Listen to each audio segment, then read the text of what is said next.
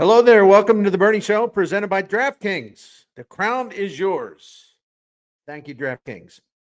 All right, I want to put the Cardinals and Blues aside this afternoon to talk about the biggest race of the year, the Kentucky Derby at Churchill Downs in Louisville. It's Derby Day on Saturday, and I'll be watching all the races and contemplating additional bets and just getting fired up for the 151st renewal of the fastest 2 minutes in sports. You know, I am excited for every Derby day, but I'm really fired up about this year's Run for the Roses because a couple of candidates, maybe two or three, especially one, have caught my eye. And there's also a change in the starting lineup because of a scratch and a new horse getting in.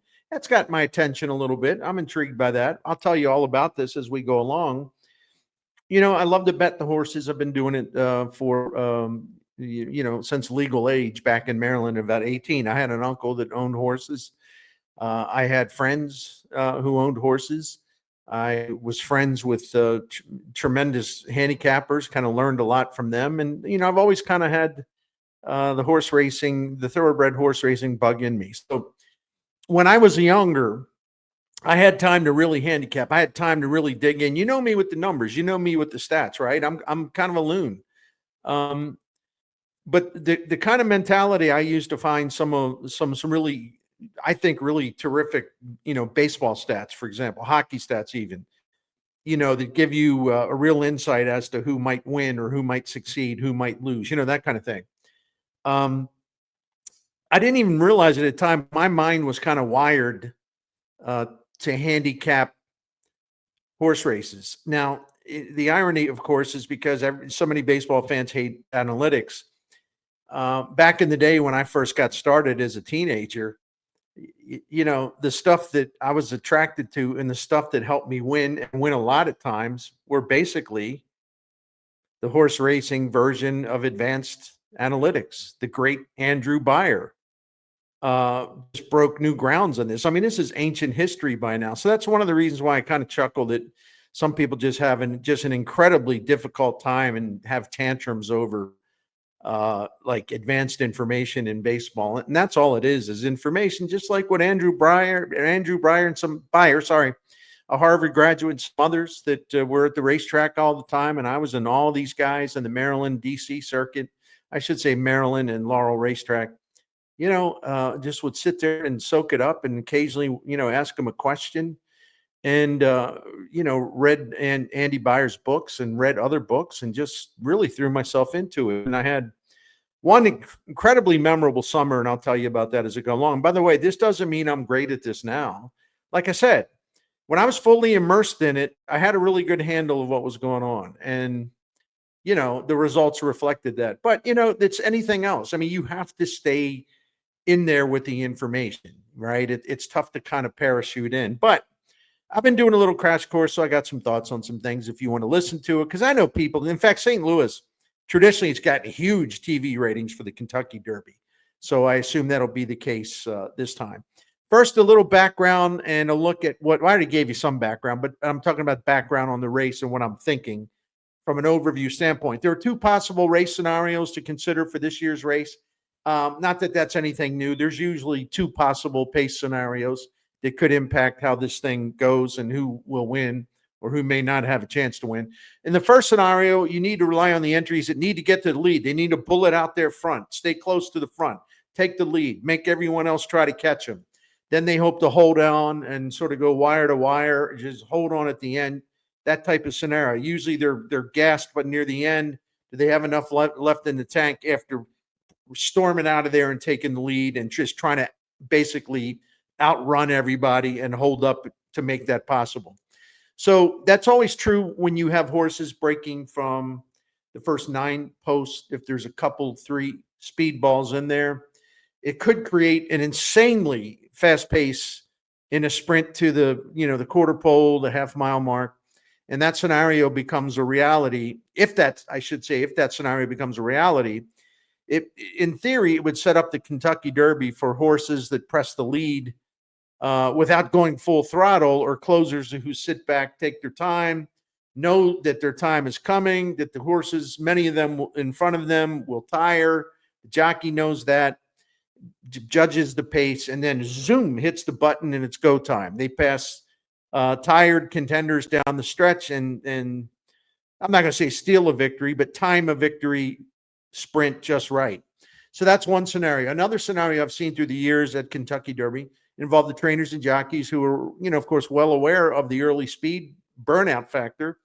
And even if they have the kind of horses that can get out of there fast and really get to the lead and go fast and fast and fast and fast, they realize that may not be the best strategy. And so they kind of moderate it a little bit. So they'll get their horses out to the lead, the trainer jockey combination in the planning. They'll get their horses out to the lead, but they're just not going to go nuts. They're not going to, basically,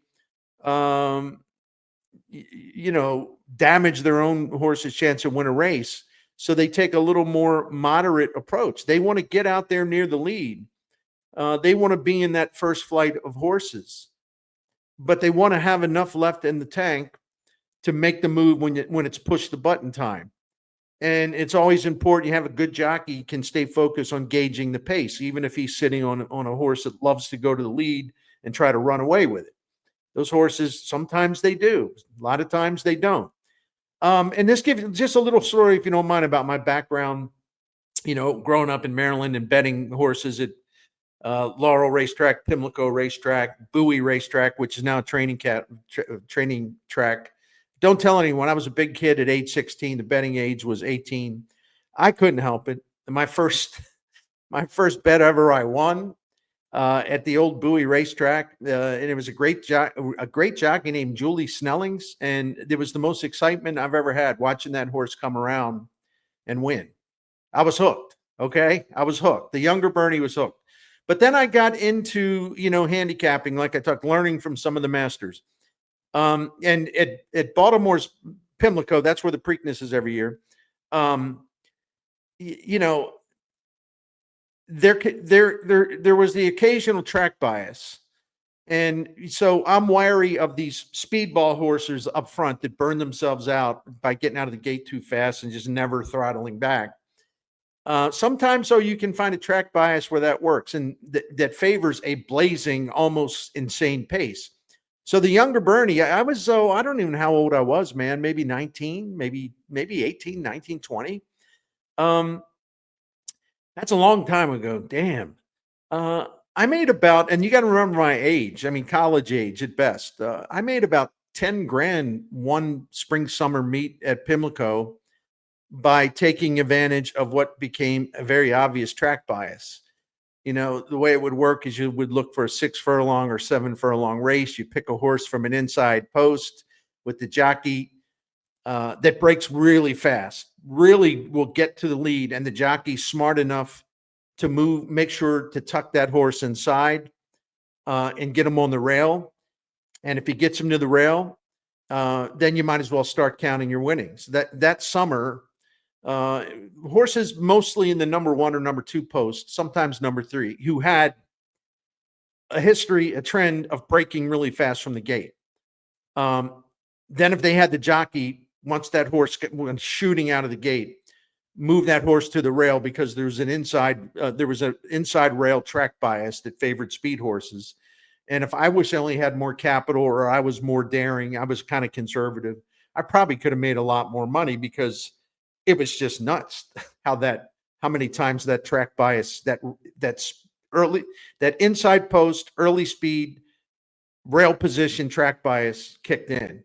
If I look back on it now, I would have been a lot more aggressive about putting my money down. Anyway, for about a 19, 20-year-old kid, it might have been the best summer of my life. It's just win after win after win. We had a good time. Made up for some of the bad days too. Anyway, I don't think any kind of magical track bias will be in place Saturday at Churchill Downs.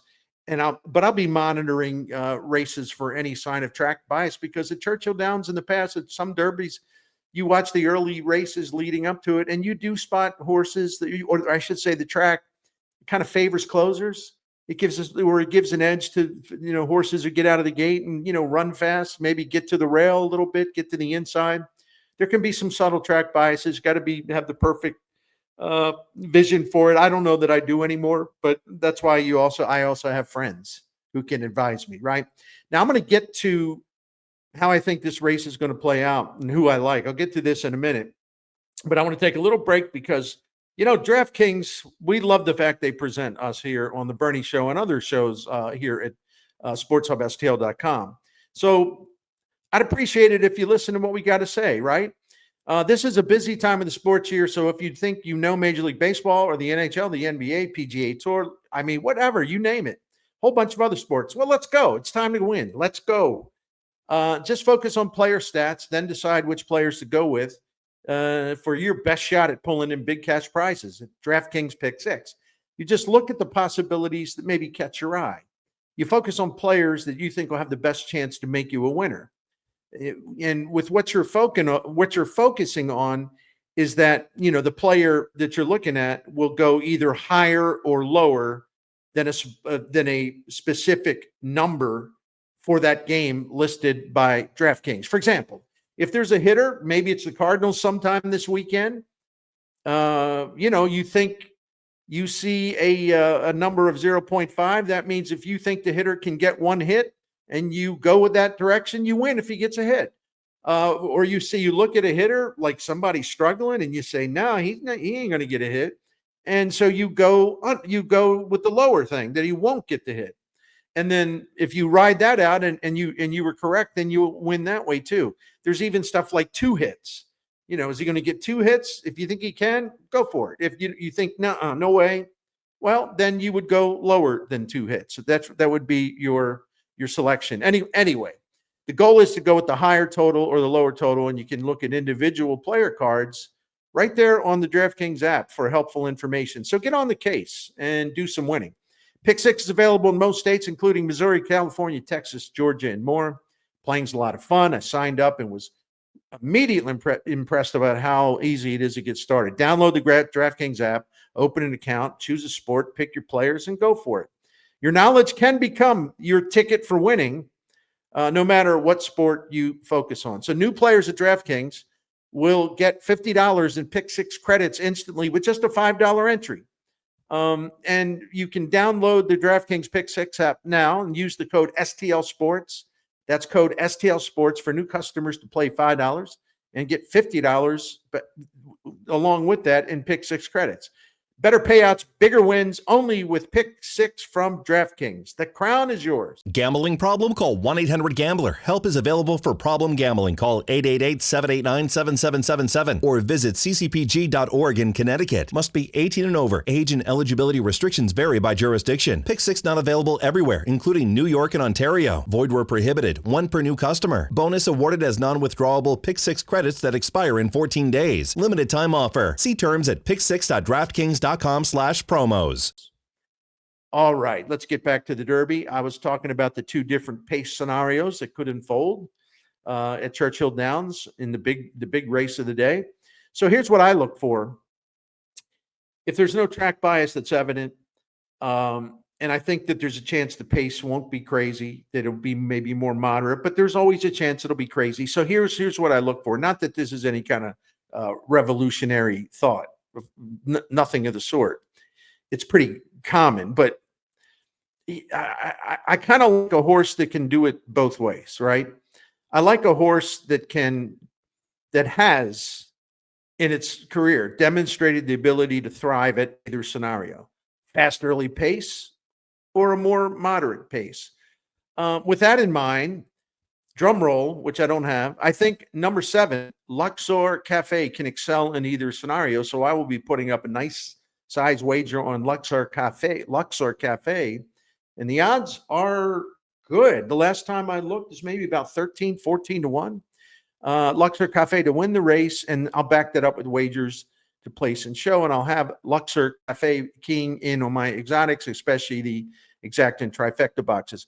I was going to look at the best Bob Baffert horse in this race, but the horse was Rodriguez.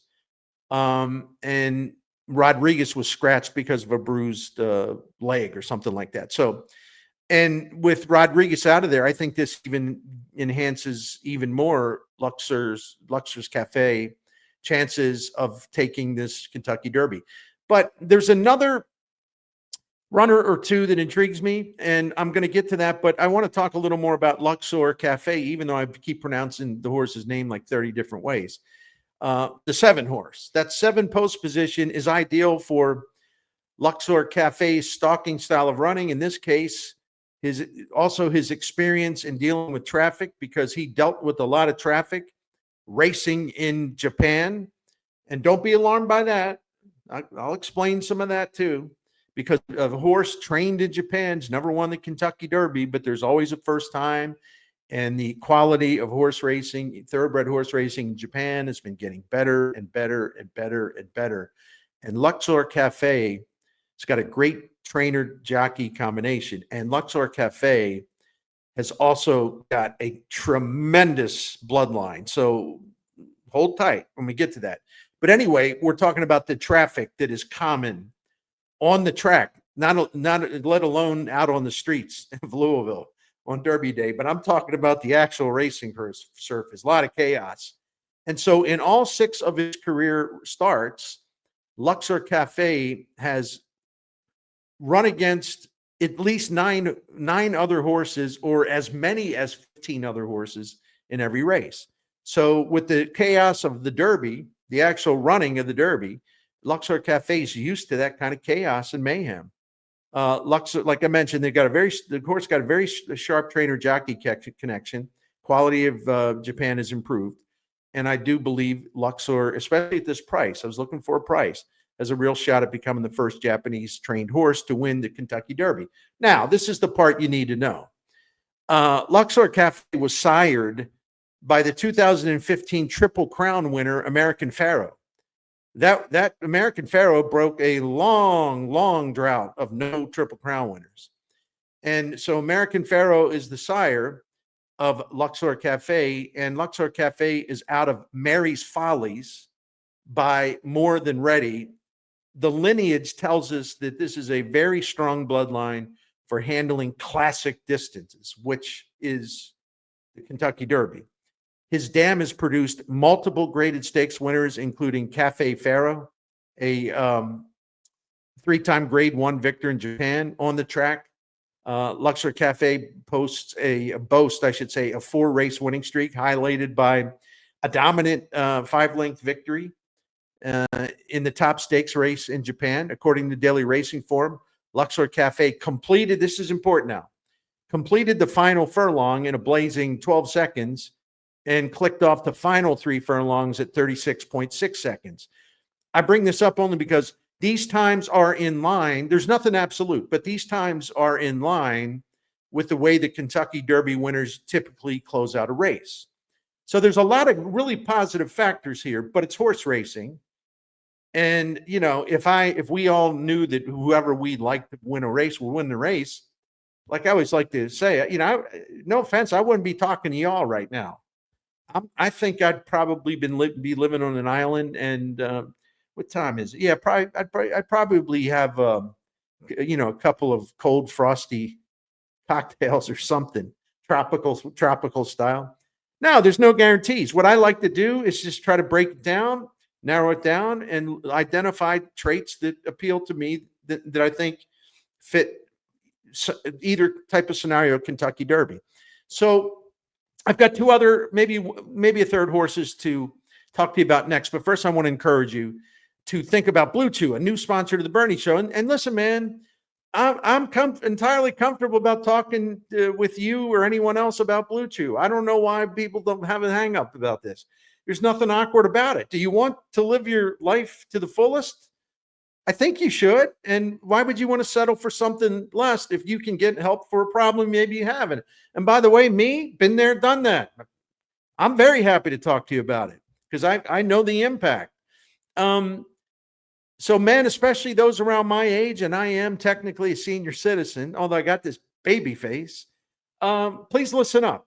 BlueChew is the original brand offering chewable tablets for enhanced intimacy. BlueChew is the ultimate hitter in your lineup when it's time for you to turn away from sports and focus your attention on your significant other. You know what I'm saying. Turn your attention away from sports and focus on your significant other. Make sure, guys, that you are ready to go when it's time, and you'll get your first month of BlueChew free. Success is just a few clicks away, and it's so easy. Sign up at BlueChew.com, consult with one of their licensed medical providers, and once you're approved, you'll receive your prescription within days. BlueChew tablets are made and prepared in the United States and will be shipped directly to your door. The best part, it's all done online. There are no visits to the doctor's office. There's none of these awkward conversations, and there's no waiting in line at the pharmacy. Just order online to increase your horsepower with BlueChew. It's as simple as that. Trust Uncle Bernie here when I tell you this: there's nothing more attractive to your partner than confidence. And BlueChew can give you the confidence where it counts. Make life easier by increasing your pleasure and having a more fulfilled life. Just go discover your options at BlueChew.com. We got a special for you. Try your first month of BlueChew free when you use the promo code Bernie. That's me, Bernie. And then you just pay $5 shipping. That's promo code Bernie. Visit BlueChew.com for more details and important safety information. And we sincerely thank BlueChew for sponsoring the Bernie Show. All right, now let's get to the final segment of the Bernie Show here on SportsHubSTL.com. In Saturday's Derby, I already told you about the number 7 horse, Luxor Café. In Saturday's Derby, I'm also taking a very close look at the number 17 horse, Sandman, which the last time I checked was 5-1. Sandman was sired by Tappet. You may have heard that horse, famous for producing multiple Belmont Stakes winners, such as Essential Quality and Tap Writ. And Sandman is out of Distorted Music. That's a mare by Distorted Humor. And what all this means is this: several handicappers that I really trust noted that Sandman's lineage has both class and stamina, and Distorted Humor was the sire of the 2003 Kentucky Derby and Preakness winner, Funny Side, and Flower Alley, also out of Distorted Humor, as Sandman is, won the 2005 Travers Stakes and was the runner-up in the Breeders' Cup Classic. Distorted Humor, again, I'm just pointing out the bloodlines. Distorted Humor later sired the 2012 Kentucky Derby winner and Preakness winner, I'll Have Another. I mean, that is one hell of a bloodline. So Sandman figures prominent in my thinking and my wagering. And I might even put some money to win on this horse, even though I do like Luxor Cafe a lot. I'm also going to be putting some money in terms of the exotics. At number 14, Tistonic in my exacta and trifecta. I'll explain that in a minute. I'm tempted. You're probably wondering, well, where's journalism? Well, journalism was my career. I don't necessarily have to endorse Journalism the horse, although it's a beautiful horse. It really is. But I'm tempted to throw out the betting favorite, the number 8 horse, Journalism, and I have a reason for this. I will include Journalism, however, in my exotics because he's really fast, got a winning streaks, training well. So what's my hang up then? What's my reservation? Well, here it is. It's kind of simple, I keep hearing people buzz about Journalism's Beyer speed figures. And look, I love the Beyer speed figures. I didn't hang around with Andrew Beyer. Well, not with him exactly, but in a circle of people around him in those tracks in Laurel and Pimlico and Bowie back in the day. And I didn't read all his books. I love Andrew Beyer. Don't get me wrong. He's a legend, man. He's an icon. But I've been burned too many times on these brilliant Beyer speed figures attached to Southern California horses coming out of Santa Anita specifically, and maybe Del Mar down in San Diego. If this makes so every year it's like there's someone's coming out of Santa Anita or whatever, and it's like, oh, did you see this Beyer? Did you see these Beyers? Oh my goodness, did you see these Beyers? All right, here's what this means.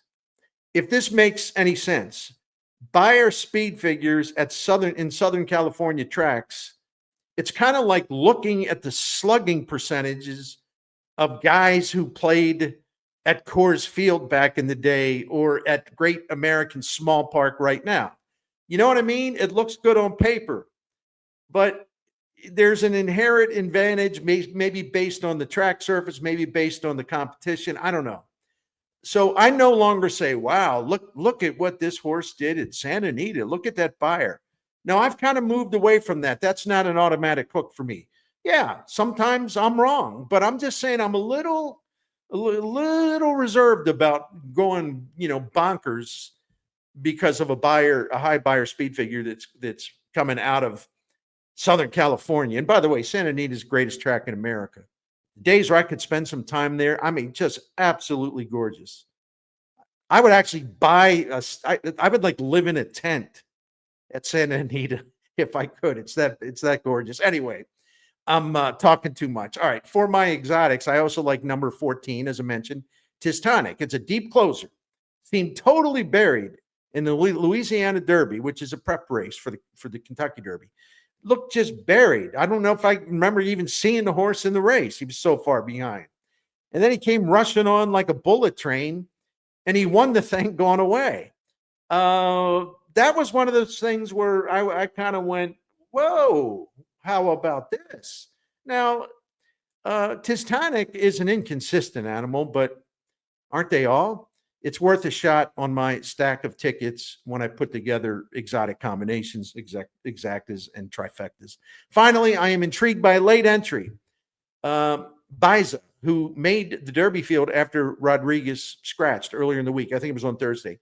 Biza will wear number 21, and check the post information. The latest, because I saw someone was writing that it's not going to wear the number 21. But it will wear the number 21, even though it's going to start from the 20 post. It gets a little confusing. But if you are intrigued by Biza, go online and look at where exactly he's lining up. So that way you can follow him around the track, make sure you have the right number side lined up, right? Last time I looked at horse somewhere between 25 to 30 to 1. It's intriguing because the connections are really, really good. The trainers, John Sheriffs, and the jockey is Mike Smith. They're both legends. And they won the 2005 Derby. That combination of trainer jockey won the 2005 Derby with 50 to 1 shot Giacomo. I had a ticket on Giacomo that year, not because I'm brilliant, but because of a local handicapper gave me some insight why Giacomo had a good shot at this. And I kind of laughed, and I remembered, no, this guy actually wins a lot. And so I took a little flyer on Giacomo 50 to 1. Same connections with this horse. Anyway, Biza's Lone Stakes race was a runner-up finish to Journalism in the Santa Anita Derby, only losing by 3/4 of a length. And the thing of it is, like, Journalism was a more experienced runner. Biza's just kind of getting started. You know what I mean? As a 3-year-old. So after showing so well in the Santa Anita Derby, Biza could take another giant step forward in this one. And, that's one of those things where you kind of have a hunch. And again, I'm not saying I'm not going to bet the horse to win, but I'm going to throw him in some exotics because I kind of like the storyline coming into this. So for both of my exacta and trifecta boxes, I like the 7 Luxor Café. I like the 7 with the 17, the 8, and the 14, and I will sprinkle Biza, the 21 horse, on a few of those tickets, just in case he decides that he's going to finish second or third or whatever. Most of all, I am excited to make a straight up win, place, show bets on the number 7 Luxor Café. So we'll see. We'll see. I like the way I'm feeling about this, but then again, I've said that before. But I just wanted to share with you how I saw the race, and maybe there was some information that would help you, even if you don't agree with my picks. It's fun. Let's all have some fun. Good luck. Thanks for watching the Bernie Show here on SportsHubSTL.com, and please have, whatever you do, a great weekend, a great sports weekend, not only in St. Louis but around the USA, especially Louisville, Kentucky. Thank you very much.